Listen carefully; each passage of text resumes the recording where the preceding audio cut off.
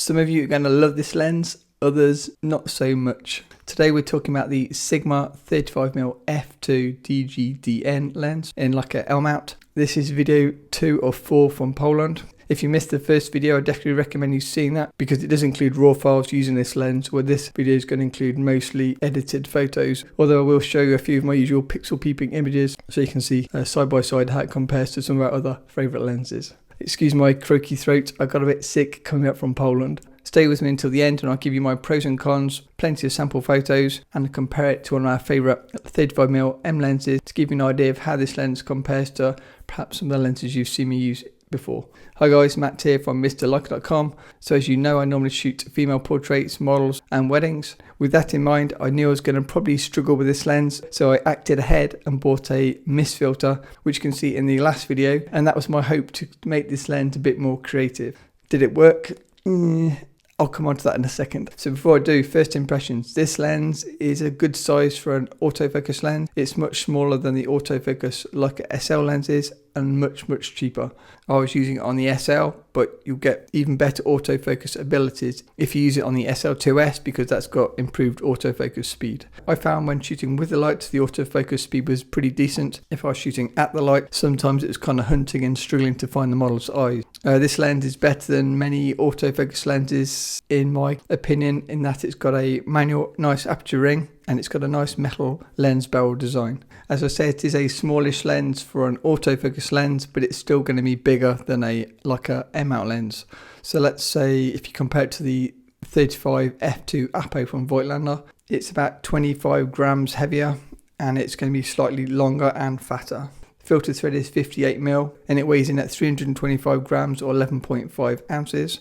If you've only ever used Sigma art lenses, this is going to be a breath of fresh air because it's probably half the size of a 35mm Sigma art lens. And so with that, my first impressions, I was happy using the lens, being autofocus. I could shoot one-handed. If you saw my recent video on do I need autofocus lenses, I got this lens off the back of that video and I reached out to Sigma UK and Sigma UK kindly sent me this lens and another lens which you'll see in a video coming up. I love the ability to be able to shoot one-handed and then be able to use say a reflector or a prop in my other hand. Normally I'm using manual focus lenses, so I'm having one hand on the camera, one hand on the lens, so then you're a bit more limited if you're trying to get creative and hold any extra reflectors or props or anything else. When I was out in Poland, I was enjoying using the lens, and on the back of the camera the photos looked pretty good and I was pretty happy. Until that point I had zero concerns with this lens and I thought it was actually pretty good value for money. I'll come on to the price at the end.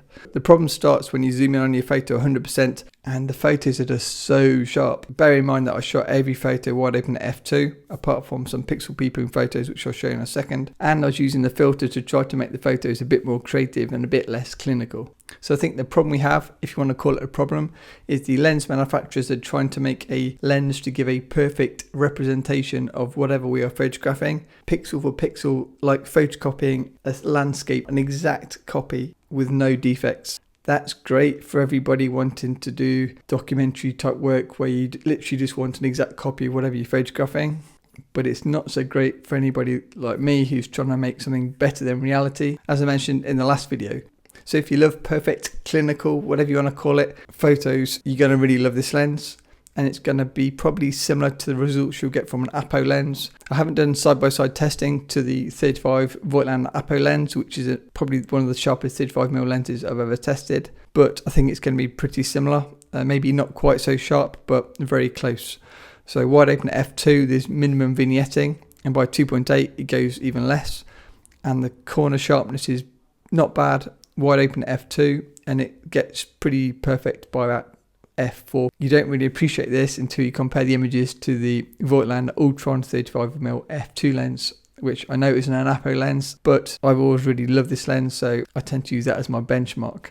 So when I compared the photos against the Voigtlander Ultron, the Sigma lens absolutely smokes the Ultron in pretty much every way. Less vignetting, sharper at the edges. The center sharpness is good on the Ultron, but everything else, I think the Sigma wins hands down. So the problem I was having when I was looking at the photos on the computer is they're just too sterile and boring. They remind me a bit of my old Nikon D800 photos. So this brings me on to the point now of what's more important, the lens or the camera. because some people might think if you buy a Leica camera then you're going to get amazing pictures. This might not be quite true. When I think of the Leica look, I think I'm referring to Leica M-mount lens look, which could then be replicated if you're using M-mount lens on a SL camera. So this is different to the Leica look if you're using a Leica SL with SL lenses. I think the Sigma lenses are going to give you something more similar to using SL lenses on an SL camera. So with that, the Sigma ones are more corrected with less vignetting, sharper at the edges, whereas the M lenses shot wide open, they tend to be softer at the edges, especially some of the cheaper lenses, and heavier vignetting shot wide open. And I think for my photos, I do prefer the less perfect look. So with that, who is this lens for? If you love clinical apo style lenses with super sharp rendering, you're going to love this lens. Pros of this lens are, yes, it is sharp, and yes, it is very well corrected. Size is pretty good for an autofocus lens. And the best feature for me, this lens focuses as close as 0.27 meters, which is pretty close and great for kind of detail shots. Here's me testing the lens close to minimum focus distance, and you can see it's still crazy sharp in the center, and you can get really nice fall off and bokeh if you're doing anything really close. In terms of cons, this lens is big compared to obviously a little like an M-mount lens. Here you can see it next to my 35 f2 Ultron. And for me, this is obviously only opinion based, but this lens is too corrected and a bit too clinical for my taste. And what's about the price? It's actually really affordable for an autofocus lens for a Leica L-mount camera. I've seen them used for under £400 on eBay. I can put some links below to eBay. You can buy them new for around £550. Prices vary a little bit. And if you're in the US, you can pick them up for around $600 in B&H. If you enjoyed this video, please smash the like button. As always, a massive thanks to my patrons, and see you all in the next video.